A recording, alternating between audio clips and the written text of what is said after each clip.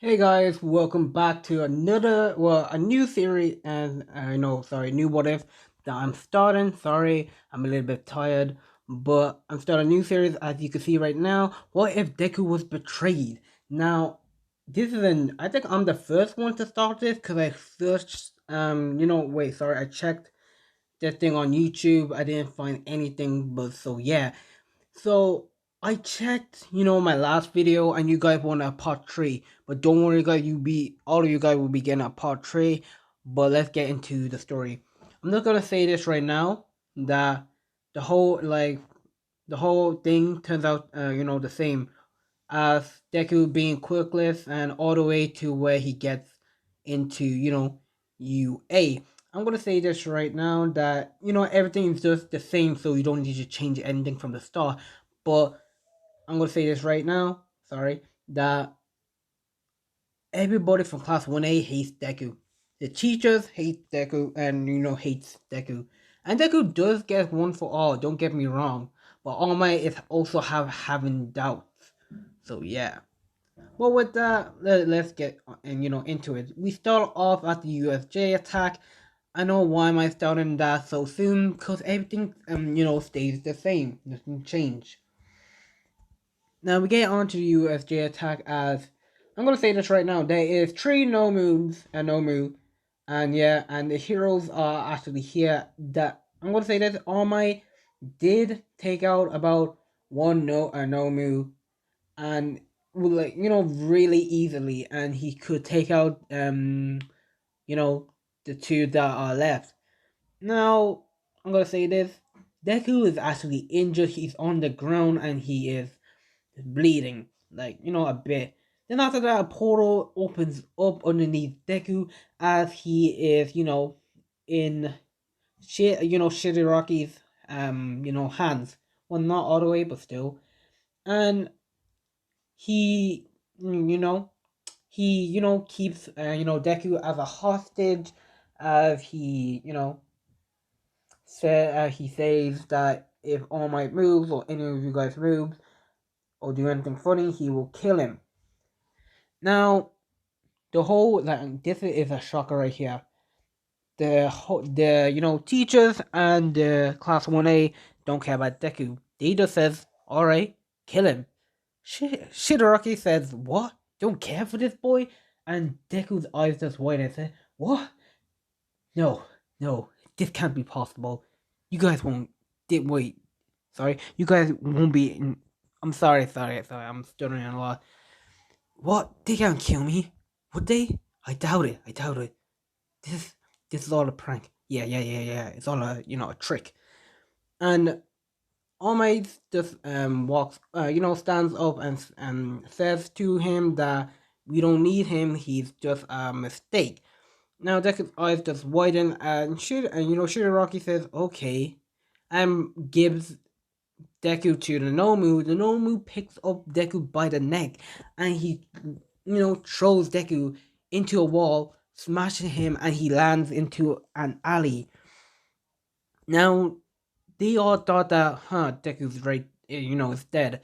Now all the villains start retreating back, and the heroes and class 1A, they're actually healing each other up, and nobody cares about if Deku is dead or alive.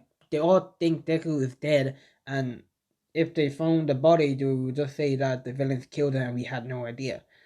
Now Deku's inside the alley. He is bleeding and he is talking to himself. Why? What did I do anything wrong? Why would they do that to me? And Deku is right that he's bleeding out so much. Like he's injured. His body is broken. And slowly he's fading away. Well, no, he's just, blacking out. And we go into Deku's mind. And Deku's just there, floating into his, mind, wherever. Then Deku hears a voice telling him to survive.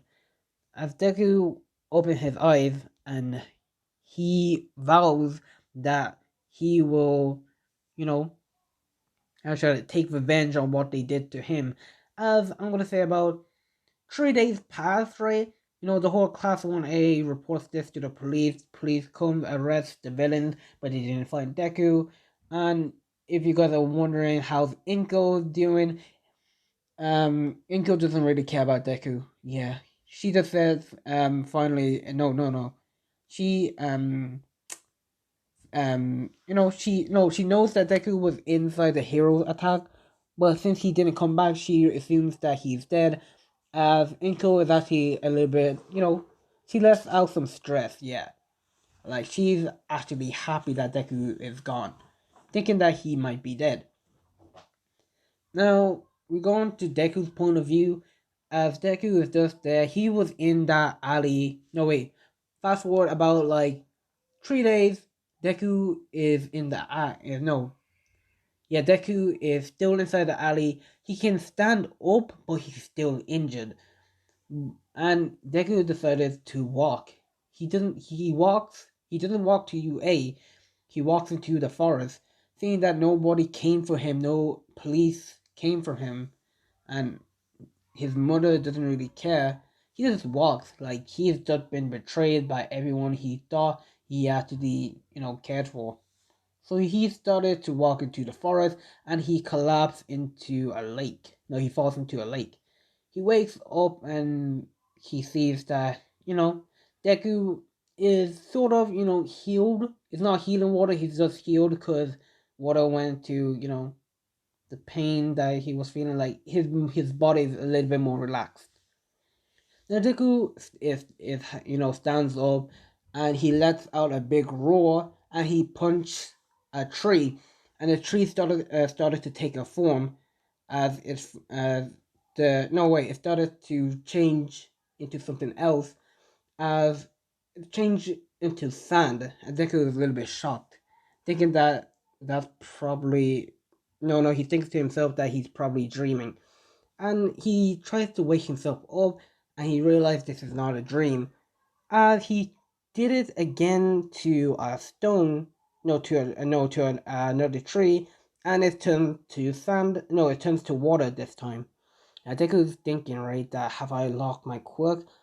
Now I'm gonna give Deku a quirk. It's called reform. He can reform anything into he can reform a person or object into anything he wants. Say like he can reform a door into a diamond. So yeah, I know it's a little bit OP, but it's not really to me. Now Deku starts, training. He starts, no, he doesn't start training right away. He starts healing up, but since he's back, no, and I no, sorry, it takes him about 2 days to make him, back to full strength, and he starts to train and he starts training with passion. Like Deku still wants to become a hero, just that he wants to get his revenge on the people who betrayed him. So that actually fuels Deku up. He starts training intensely. He's since he has one for all and he has a new quirk that he just unlocked. That's actually a major boost to Deku's power right there. Like his new quirk is actually more powerful. He can reform a whole building, but that takes a lot out of him. So Deku starts training for um days. Days turn into weeks. Week turns into months. And Deku is still training. And you guys are wondering how's Class 1A keeping up. Class 1A, like I said, doesn't care about Deku. They focus in no when they got back from the USA and J attack, they just, got 2 weeks off and they start preparing for the sports festival. Todoroki comes first inside the race, and um, the headband thing. Bakugo comes first. Then the battle 1v1. Todoroki wins first place. Bakugo third. Then third place. I don't really care. You could pick whoever comes third. So they actually completely forgot about Deku. Everyone doesn't even care about Deku. As we go on to Deku's point of view, again, Deku's just there training, and Deku's more built up. He's actually more stronger now. He can use all for one. I'd say about 40%. Without him breaking his body, he's actually more stronger. Like original from the canon Deku, he's more stronger. Like he figured out how to use his quirk. Like he channels off one around his body, and he's more stronger. Like, sure, he did break. No, he had a few injuries while doing this, but he doesn't really care. And Deku realized that he's being watched. It's not the first time that Deku's actually been watched, but he's been watched for. He's been, you know, has been being watched for about 2 months, as this person has blue long hair and she has blue eyes, and we all know who it is Nejiri. Now one time, no, we go on that, no, during the second month of Deku's being no is training, she walks up to Deku as she questions Deku, why is he out here. Deku stays quiet and continues his training. And Neturi actually does grow curious as she asks him for his name. Deku saying his name is Izuku Midoriya, but he goes by Deku. As she introduces herself as she is Neturi Hado, and during at that time, two of them actually become friends, good friends. She actually takes Deku into her house as she introduced him to her mom. Her mom agrees to let Deku stay here as long as he needs. And yeah, and during the time that Deku was staying, Deku actually does have himself a job. He has himself a decent job, and he keeps on training. Now, when Deku was, walking on, walking around the city, he actually bumps into a little girl. Her name was called Eri. And I'm gonna say this, the reason why Deku meets Eri right now, because we don't know how many times Eri did escape. We only saw her escape once, so yeah. We don't know if she tried to escape, so sorry. As we see Overhaul right there, as he says to Deku that he apologized for his daughter, if she's disturbing him. Deku has a bad feeling towards Overhaul, as Eri is holding on tighter to Izuku's leg. Deku actually realized that something is up, as he says to Overhaul that no, sorry, that he says to Overhaul that and the girl is staying with me, and Overhaul starts to, he takes out a quick eraser, bullet, and shoots it at Deku. Deku does with his one for all, dodges at ease, and legit grabs Overhaul by the neck and slams him to the ground, causing him to be knocked out. And he calls the police, and the police come and they capture Overhaul. And yeah, that was quick.